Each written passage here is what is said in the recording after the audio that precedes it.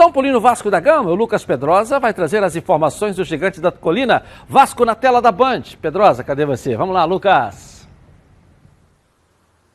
Muito boa tarde para você, Edilson. Boa tarde também aos amigos que acompanham os donos da bola. Sextou. Mas nada de sair por aí. Fique em casa, porque é de casa também que o Ramon vai começar a quebrar a cabeça para melhorar o ataque vascaíno. Por quê? O Vasco tem apenas 8 gols em 14 jogos na temporada 2020 com o Abel Braga no comando. Agora o Ramon Menezes assume e vai ter essa missão dificílima. Dos 8 gols, 5 gols foram marcados pelo Germancano. O que é até um bom sinal, porque o Ramon gosta de jogar com um centroavante fixo, é uma característica dos times que ele já treinou. No Joinville, por exemplo, ele usava o 4-3-3, raramente o 4-4-2. E aí o Abel Braga, como a gente pode lembrar, tinha essa cisma realmente com o esquema 4-3-3. Ele disse que não mudaria, mas o Vasco realmente não conseguiu subir de produção. Então, pelo menos o Ramon vai ter que aí pensar em esquemas diferentes. Até porque ele tem o Germancano fazendo gols, mas o Marrone não vem fazendo uma boa temporada. Ele perdeu o Thales, pode ser até que o Thales comece a ficar à disposição de quando o futebol retornar, mas o Ramon Menezes vai ter que realmente abrir mão dessa cisma do Abel Braga se quiser fazer o Vasco evoluir, até porque o 4-3-3 não vem dando certo. É óbvio, cada treinador tem suas características,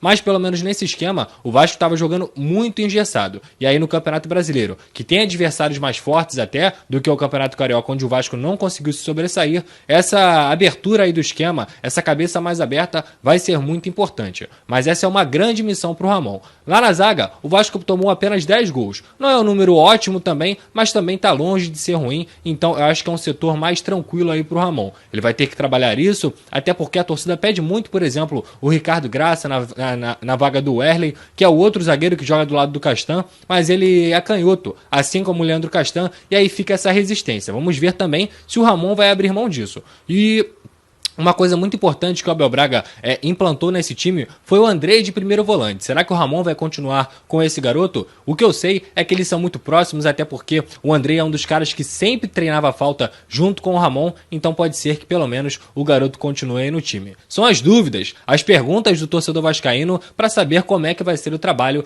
do ídolo do Vasco da Gama, pelo menos dentro de campo. Agora eu volto com vocês, Edilson. Um forte abraço. Legal. E aí, deu pra... Tá recheado o noticiário, hein? Pois é, o Vasco está ajustando aí as contas, né? Ontem já pagou pelo menos CLT do que foi do ano passado. Não é o grosso, porque o grosso é o direito de imagem, mas de qualquer maneira o Vasco vai se acertando, né? E é o mercado, buscar as melhores opções. Não sei se o Ramon estava conectado assim, em jogadores disponíveis, que ele estava muito encravado no Vasco, dando treino para os reservas, né? Agora, como treinador, ele já tem que ter uma outra visão, um pouco mais macro, para decidir os reforços. Não sei se ele estava antenado para isso. Pelo menos as carências, acho que ele sabe, né, Heraldo? Estava dentro, sabe aonde precisa e aonde não precisa. E mais mobilidade que o Abel, certamente ele terá. E certamente ele vai ter um outro esquema de jogo, porque estando lá dentro do Vasco com o Abel, como auxiliar do Abel, ele viu que o sistema de jogo do Abel, esse aí que o Lucas Pedrosa comentou, não estava funcionando. 2 pontas abertos, 3 volantes. Ele tem que botar o Vasco jogando de outra maneira, pelo menos ter outras alternativas de jogo, né? Por exemplo, vai ser o Andrei, o volante, junto com o Bruno Gomes, que teve poucas oportunidades, e é um jovem de bom valor que o Vasco revelou. Coloca 2 volantes, coloca 2 meias, vai ter que adaptar o Benítez, que está pedindo um lugar no time, com esse tempo de parada, com a nova pré-temporada que vai existir, ele vai mais ou menos estar no nível dos outros jogadores fisicamente. Benítez com Guarim, já tem outra formação. E aí coloca 2 atacantes ao invés de 3, quem vai usar as pontas, aí é o sistema de jogo que ele vai implantar, mas o Cano e o Marrone podem ser 2 atacantes. Então não existe uma única forma de jogar. Essa era a minha discordância em relação ao Abel. Ele tinha uma única forma de jogar e não abria mão dela. Você não via o Vasco alternar maneira de jogar. Era sempre aquele 4-3-3 que deixava o time vulnerável, porque com 3 volantes, a defesa não pode ficar vulnerável. E ficava. É posicionamento. Eram Andrei, Raul e Marco Júnior. Como é que vai ficar vulnerável um time que tem 3 jogadores de marcação na frente da linha de 4 zagueiros? Faltava melhorar o posicionamento, a distribuição dos jogadores em campo, a ocupação de espaço, essas coisas. E eu acho que o Ramon deve ter visto os erros cometidos pelo time, não digo pelo Abel, mas o que não funcionou no sistema de jogo que o Abel tentou implantar, ou implantou, e o que ele vai poder promover de novidade nesse time do Vasco daqui para frente.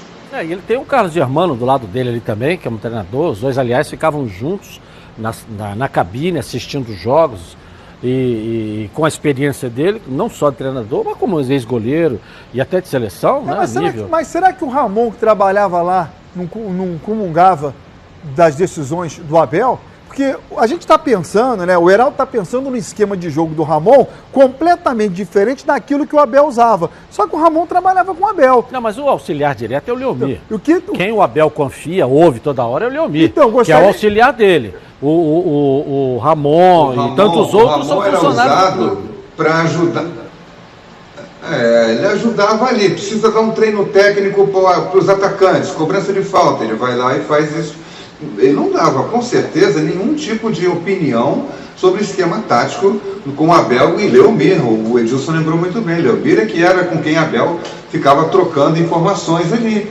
Não era com o Ramon. Ramon é aquele, vou treinar taticamente aqui o ataque. Aí ele ficava com a defesa, ou vice-versa. É esse tipo de trabalho que ele fazia. E ele podia estar vendo o Abel ver, não digo no treinamento, mas no campo, no jogo, e pensar, poxa, isso aí não está dando certo, tem que mudar, mas ele não pode opinar, ele não podia externar essa opinião dele que parecia, né, alguém de dentro querendo puxar o tapete do treinador. Okay. E aí ele se omitia, é o que eu imagino, pelo que a gente conhece, né?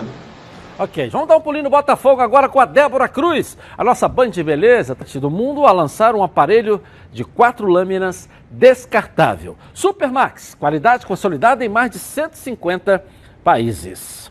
Bom, vamos voltar ao Vasco da Gama com o Lucas Pedrosa. Diz aí, nessa sexta-feira, mais notícias do Gigante da Colina aqui na Band. Vamos lá, Pedrosa.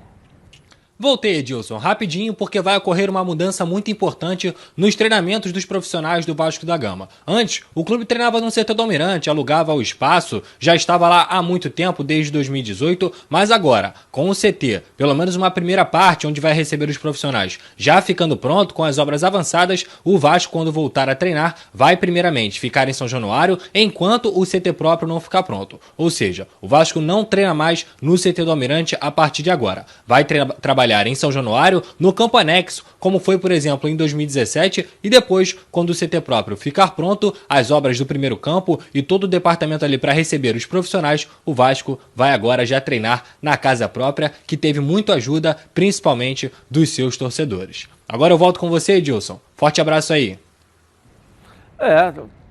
Tão sonhado o dia de ter o seu centro de treinamento, parece, né, Heraldo?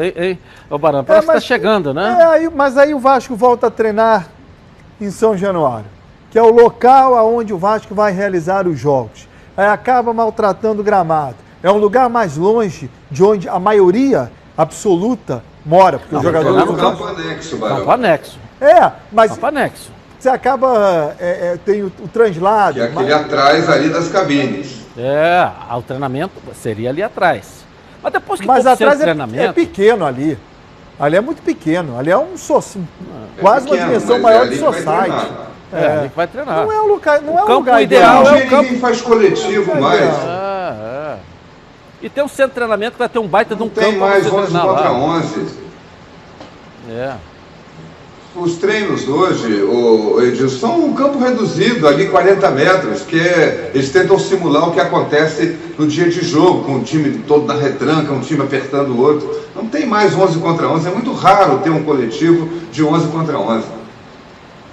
Eu não gosto dessa ideia de você treinar em lugar que o piso é sintético, não é o gramado ideal, não é, a amplitude é diferente, enfim... Está errado, o Vasco está atrasado, né? O CT não está pronto, deveria estar há muito tempo, aí vai para São Januário, é um ambiente de clube que não é o ideal, o correto é treinar num CT, onde só entra o departamento de futebol, não entram os sócios, embora os sócios não convivam muito em São Januário, que é um clube que tem poucos sócios frequentando, mas não é o ambiente ideal para um clube. O Vasco está recuperando o atraso da gestão de 50 anos do Eurico, agora está começando a